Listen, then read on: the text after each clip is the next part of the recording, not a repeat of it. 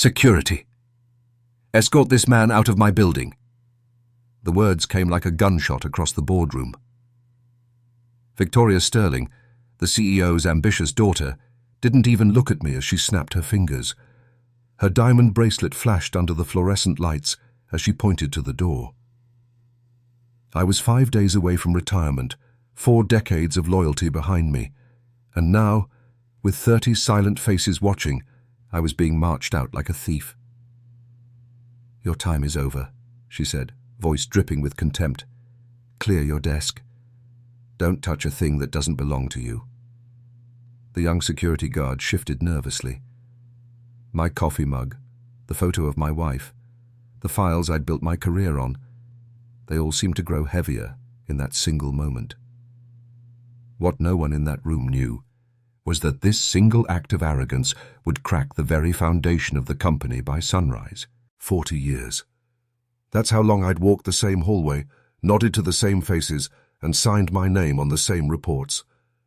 And now, in just 5 days, it would all be over. Retirement was supposed to feel like freedom, sunsets, travel, sleep without alarms. But as I stepped into the lobby that Monday morning, something felt off. The air wasn't heavy, but it wasn't light either. People smiled, but they were distracted. Maybe it was just me being sentimental. I told myself, "Come on, old man. It's your last week. Soak it in." I stopped by my office, a modest corner space filled with decades of memories. Photos of company picnics, plaques for service awards, even a coffee mug chipped at the handle but impossible to throw away. I ran my hand across the desk and thought, this is the last Monday I'll ever sit here. Then came the first sign that things were different. "Morning, Ed," said Carla from accounting, her voice a little too tight. "Have you met her yet?" "Met who?" I asked, setting down my briefcase. "New management," she whispered, glancing toward the elevators. "The boss's daughter. She started this morning." I raised a brow. I'd heard rumors, of course. The CEO's daughter, fresh out of business school, sharp as a tack, they said, but green. I didn't expect to meet her before I left. I certainly didn't expect her to start on my final week. By lunch, the building was buzzing. People weren't talking about numbers or deadlines. They were talking about her. She's young. She's serious. She's got plans. I didn't think much of it until I saw her for the first time. She walked into the conference room like she owned more than just the title, tall, perfectly dressed, eyes that scanned the room as if measuring everyone's worth in seconds. She didn't smile, not even at the veterans who stood to greet her. When her gaze landed on me, it was brief but piercing. Like she already knew my file, my role, my salary. Like she was evaluating whether I belonged. "Edward, right?" she said later in the hallway. Her tone was polite but distant. "Congratulations on your upcoming retirement." "Thank you," I replied, trying to match her professionalism. "That's a long time with the company," she continued, almost as if it surprised her. "Must feel strange, leaving now." "It does," I admitted, "but I'm proud of the work we've done." She nodded once and walked away without another word. Something about that exchange stayed with me the rest of the day. It wasn't hostile, but it wasn't warm either. It was clinical, as if she was already thinking 3 steps ahead, and my farewell week was just another variable in her plan. The rest of the day passed in a haze of well-wishes and light jokes from co-workers. "You're finally free, Ed. Don't forget us when you're on the beach." It was good, it was kind, but beneath it all, I couldn't shake the image of her eyes, calculating, detached. By Tuesday morning I caught wind of more changes, small things, departmental memos with new language, meetings shuffled, budgets reviewed. Nothing that concerned me technically, but enough to make even the younger staff nervous. And then came the moment that tightened the knot in my stomach. Late that afternoon, I stopped by the break room for coffee. 2 junior managers were talking quietly near the vending machine. They didn't see me. "She's already questioning the payroll," one whispered. "Why? What's she looking for?" "Cuts, efficiency. She said something about dead weight." I cleared my throat, and they scattered like startled birds. That night, I sat at my kitchen table staring at my retirement folder. Pension paperwork, benefits, a farewell dinner invitation. This was supposed to be the easiest week of my career. And yet something told me too. The smooth landing I expected was about to turn into turbulence. When I walked into the office on Wednesday, the energy had shifted again. Meetings ran longer. People avoided eye contact. And as I passed the CEO's glass office, I noticed the daughter inside, speaking firmly, pointing at charts, while her father sat listening more than speaking. I didn't know then how much those conversations would matter. But I knew one thing. Whatever she was planning, it was happening fast. And as I sat at my desk, looking at my countdown calendar, 4 days left, I couldn't shake the feeling that my final week was no longer mine. Next chapter, the daughter's real intentions would start to show. You could always tell when a storm was about to hit the office. The atmosphere changed, the hum of casual conversation dimmed, the air felt heavier, and people moved like they were being watched. By Tuesday morning, that storm had a name: Claire, the CEO's daughter. She didn't ease into the role. She arrived like a new general taking command of an old, tired army. Sharp navy suit, hair pulled back, clipboard in hand. Every step carried intention, every glance seemed to assess. She wasn't just visiting, she was claiming territory. I first saw her in a leadership meeting. Normally those were relaxed gatherings, a chance for department heads to trade updates and maybe share a laugh. But this time, it was silent. Claire stood at the head of the table, not her father. She introduced herself with no hint of modesty. "I've been watching the numbers," she said, her voice even but cold. "And frankly, they're not good enough. We've been too comfortable for too long. That changes today." I watched the faces around the table, some skeptical, some worried. This was not how things were usually done. Her eyes moved from manager to manager, then landed on me. "And you must be Edward," she said. "Nearly 4 decades here, right? Congratulations on your retirement week." It was polite, but I caught something else, a faint edge, as though my long tenure was less an achievement and more a SIMBY, all of everything she wanted to change. From that moment, the temperature in the office shifted. Claire started making rounds, not to greet, but to inspect. She asked questions no one had heard in years. Why do we do it this way? How much does this really cost us? Who approved this? By Wednesday, the small changes were already noticeable. She cancelled a monthly lunch and learn program, calling it an unnecessary expense. She demanded daily updates from department heads.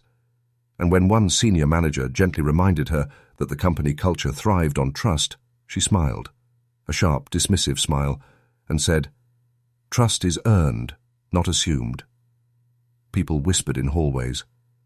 Carla from accounting muttered to me, "She's got something to prove." "She's new," I replied carefully. "She wants to make an impact." Carla leaned closer. "Impact's one thing. This feels like demolition." The employees weren't the only ones feeling the pressure. Long-time clients started noticing changes too. Emails came with tighter deadlines, budgets were reviewed without warning, and Claire's signature started appearing on documents usually left to the CEO. It was clear she wasn't just filling in. She was steering the ship. What caught me off guard was how she treated me personally, respectful but distant. No interest in my history, no curiosity about lessons learned. If anything, she seemed slightly irritated by my presence, like a painting left on a wall she planned to repaint. At one point, I overheard her in the corridor speaking to an assistant. "Legacy is overrated. Familiarity breeds complacency. We need new blood." Maybe she didn't mean me specifically, but it landed like a stone in my chest. By Thursday, tension was high. A marketing manager resigned abruptly after an intense meeting, A long-serving analyst was reassigned without explanation, and for the first time in years, I felt like a stranger in the building I'd helped build. That night at home, I replayed her words in my head. Ambitious, sharp, determined to leave her mark. But I also heard something else beneath the confidence, a trace of insecurity, almost a need to prove she deserved to sit in that chair. I wondered, was it drive, or was it fear disguised as authority? Friday would bring the answer, but I didn't know then how personal her next move would become, or how quickly everything she built would begin to crack. I always imagined my last week at the company would be quiet, handshakes, a few farewell lunches, maybe a small party with cake and speeches. Instead, Thursday morning began with a phone call that froze me in my tracks. "Edward, Claire wants to see you in her office. Now." It was short, clipped, almost urgent. The assistant didn't even say good morning. My stomach tightened. Meetings with upper management weren't unusual, but the tone, something about it felt different. As I walked down the hall, I noticed the change. People glanced at me, then quickly looked away. The usual warmth was gone. The buzz of conversation seemed muted. It was like walking into a storm you couldn't see yet, but could feel in your bones. When I stepped into Claire's office, she was already standing. Her hands rested on the back of her chair, a single folder on the desk in front of her.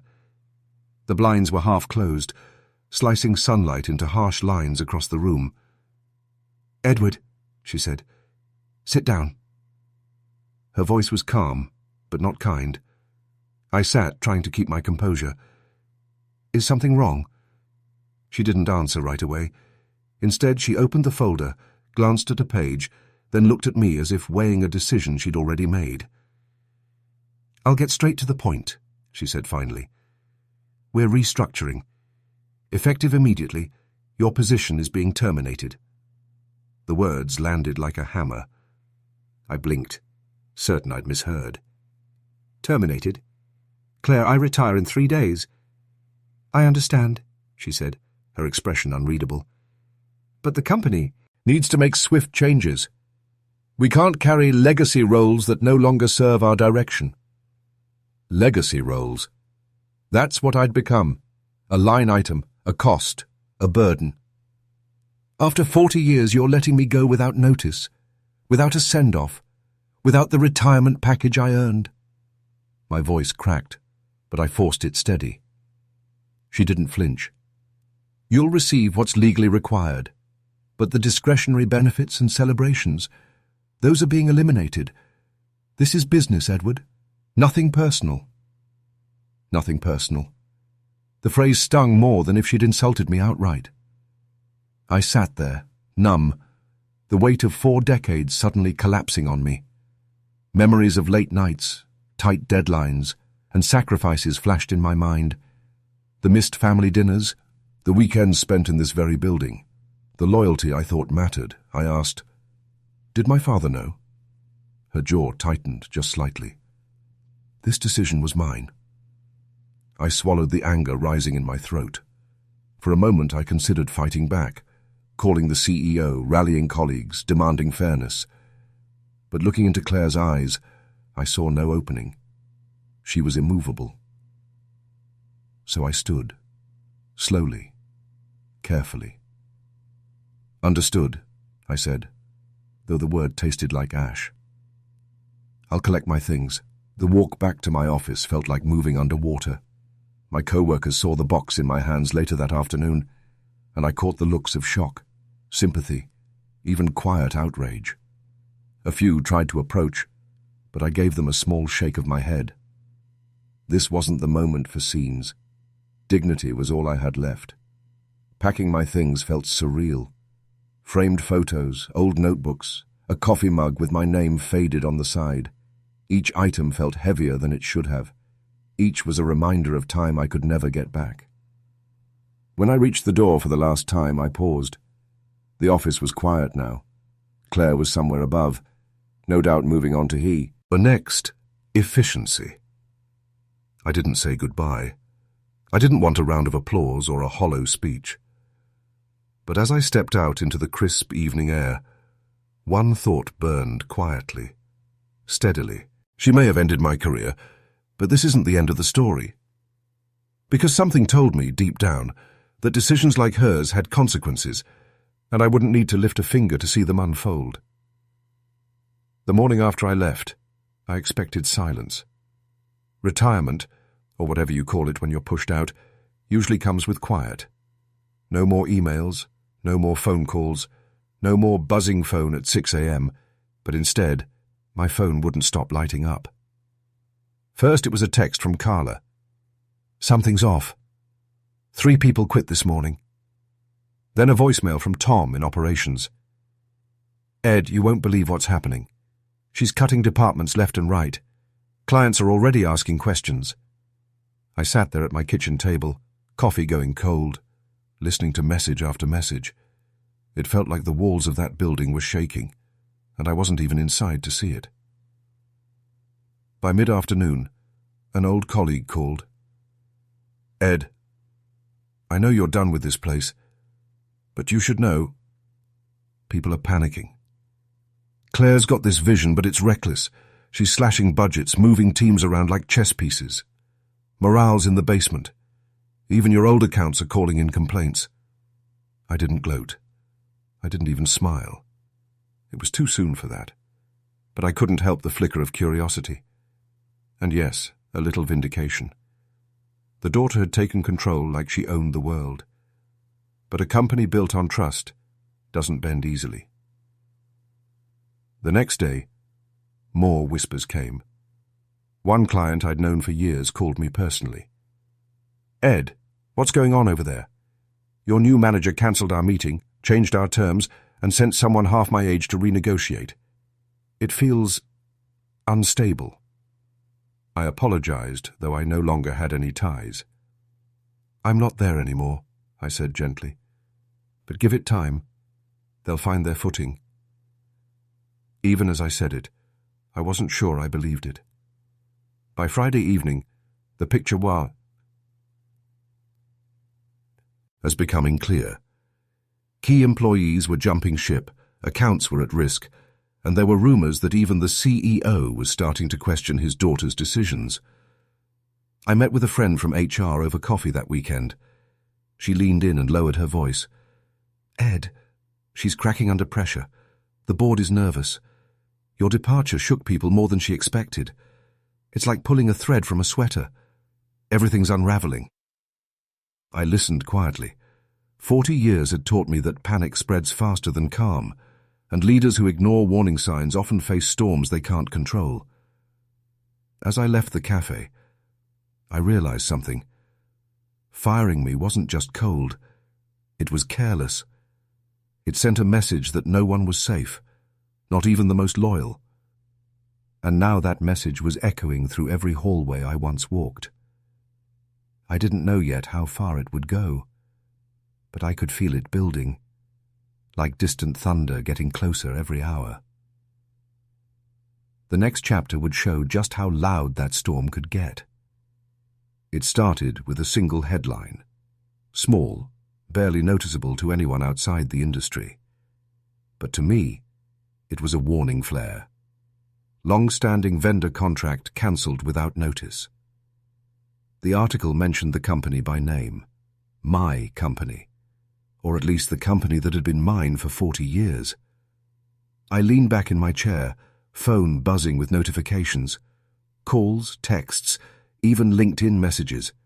They all carried the same tone: confusion, frustration, and disbelief.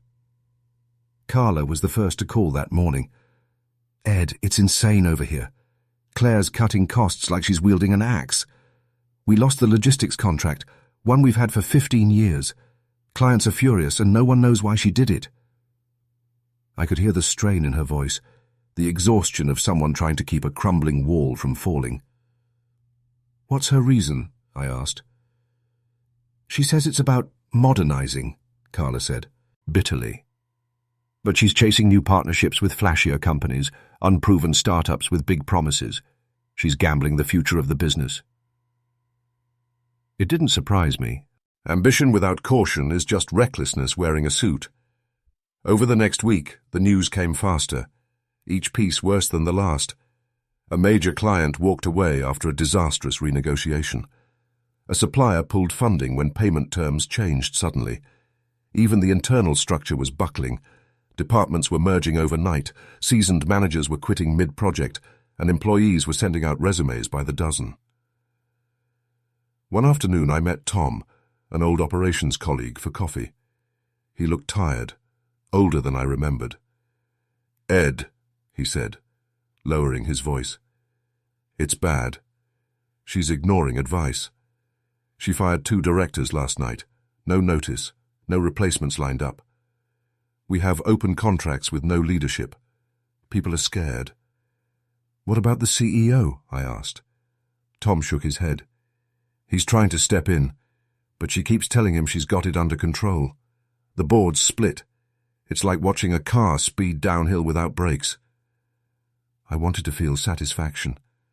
A part of me even did. But mostly, I felt a quiet sadness. This was a company built brick by people who cared. Watching it unravel wasn't victory. It was tragedy. Then came the breaking point.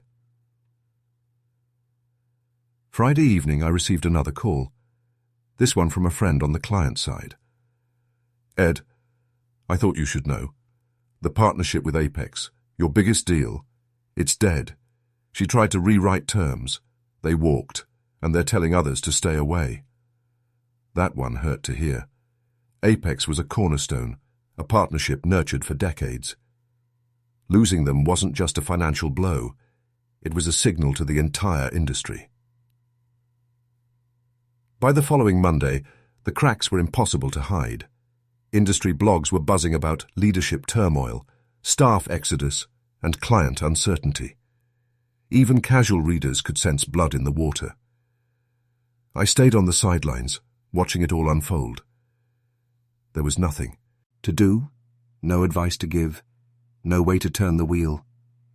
And yet, I couldn't look away. Late one night, I found myself driving past the office. The lights were on, brighter than I'd ever seen, shadows moving in the windows.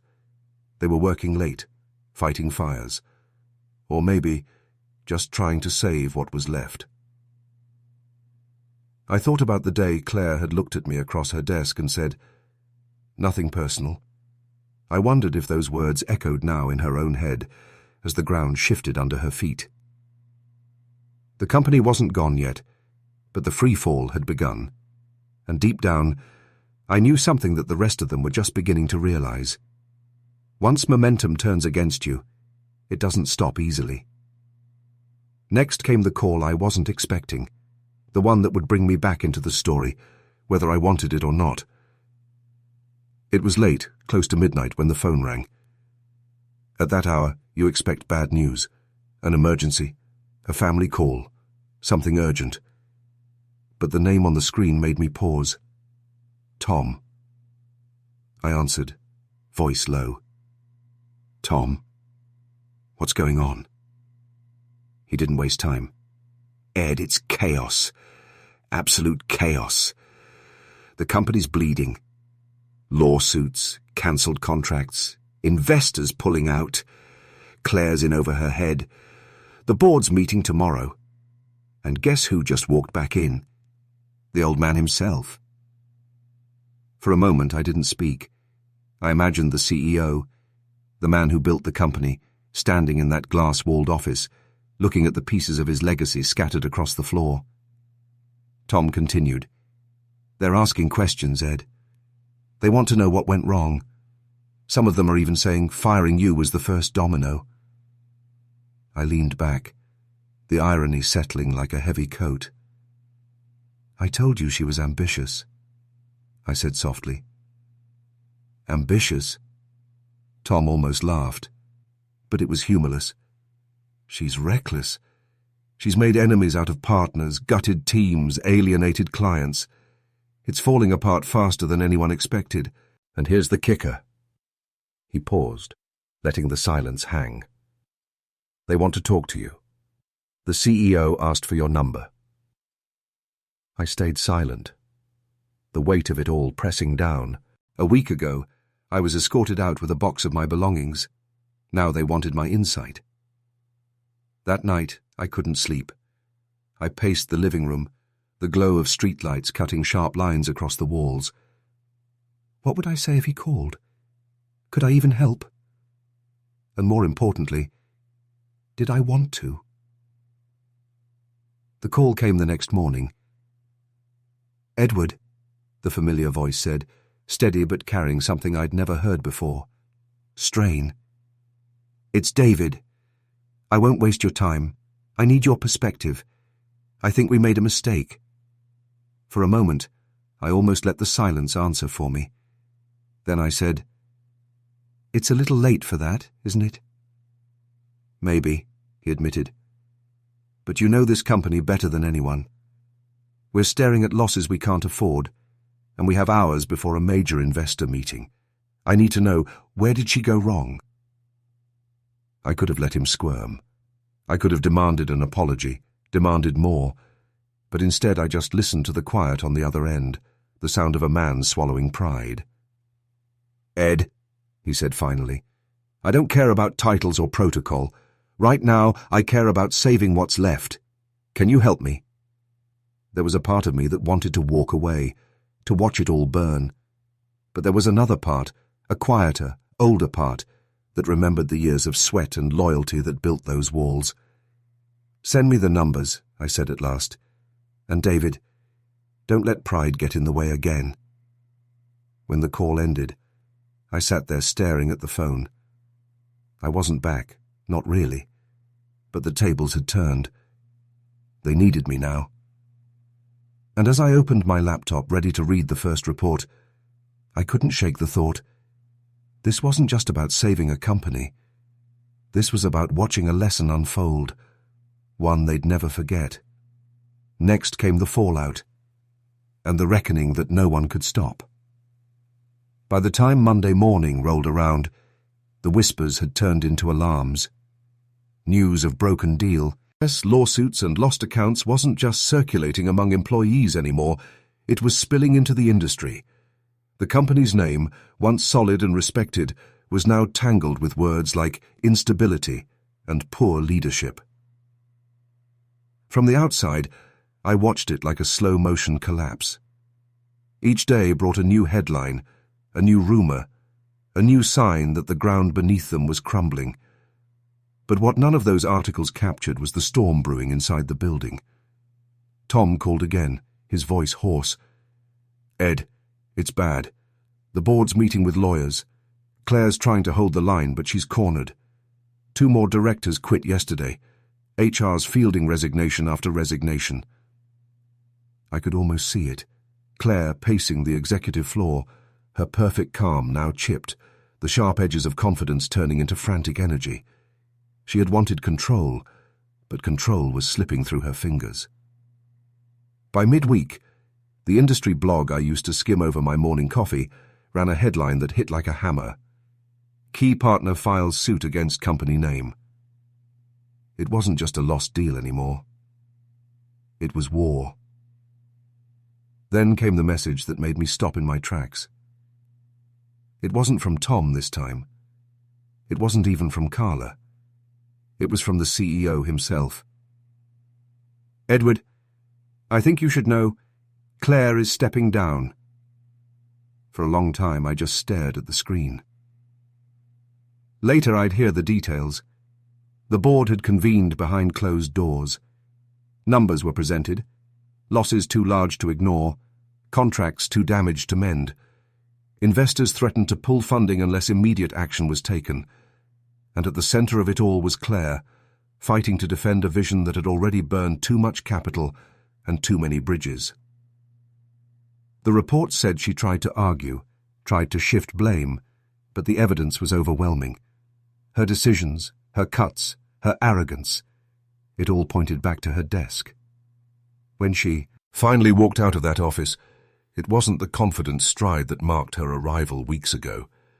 It was quiet, measured. The kind of walk that says you've been humbled. I didn't cheer. I didn't feel joy.